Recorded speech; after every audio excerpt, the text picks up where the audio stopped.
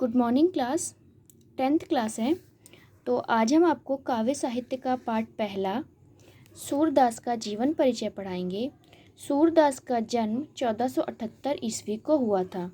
भक्त कवि सूरदास का जन्म सन 1478 ईस्वी में आगरा में हुआ था।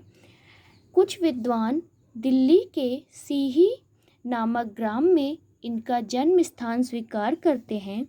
इनके पिता का नाम रामदास सारस्वत ब्राह्मण थे। इनके पिता का नाम था रामदास सारस्वत, जो ब्राह्मण थे। सूरदास जी जन्म से अंधे थे या बाद में अंधे हुए, इस संबंध में विद्वानों में मतभेद है। कुछ विद्वानों का मत है कि इन्होंने बाल लीला और बाल मनोवृत्ति का जैसा सूक्ष्म वर्णन किया है वैसा कोई जन्मांध व्यक्ति नहीं कर सकता। सूरदास जी श्री वल्लभाचार्य जी के शिष्य थे।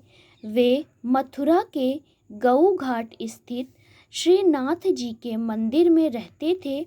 यहाँ सूरदास जी कृष्ण लीला के पद बनाकर गाते थे। श्री वल्लभाचार्य जी के पुत्र विट्ठलनाथ ने अष्टछाप नाम से 8 कवियों का संगठन किया, जिसमें सूरदास जी सर्वश्रेष्ठ कवि थे।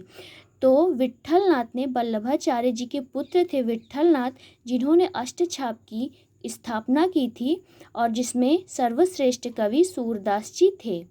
सूरदास की मृत्यु गोवर्धन के पास परसौली नामक ग्राम में 1583 ईस्वी को हुई थी।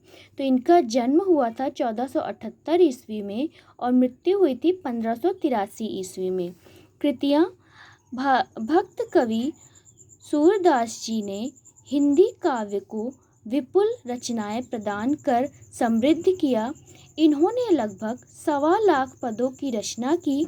काशी नगरी प्रचारणी सभा की खोज तथा वहां सुरक्षित नामावली के अनुसार 25 रचना ग्रंथ माने जाते हैं, जिसमें 3 ही उपलब्ध हैं: शूर सुरावली, सूर सागर और साहित्य लहरी। तो इनकी प्रसिद्ध रचनाएं सूर सागर, सूर सुरावली और साहित्य लहरी हैं।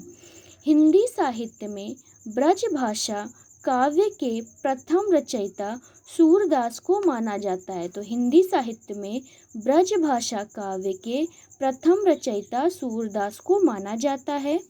इन्होंने वर्ण विषयानुसार विभिन्न राग रागनियों में बंधी अपनी रचनाएं प्रस्तुत की। वे महान संगीतकार भी थे। निश्चय ही सूरदास ब्रज भाषा के बेजोड़ कवि हैं तथा हिंदी साहित्य में इनका अद्वितीय स्थान है। तो बच्चों, आज के लिए बस इतना ही। Thank you.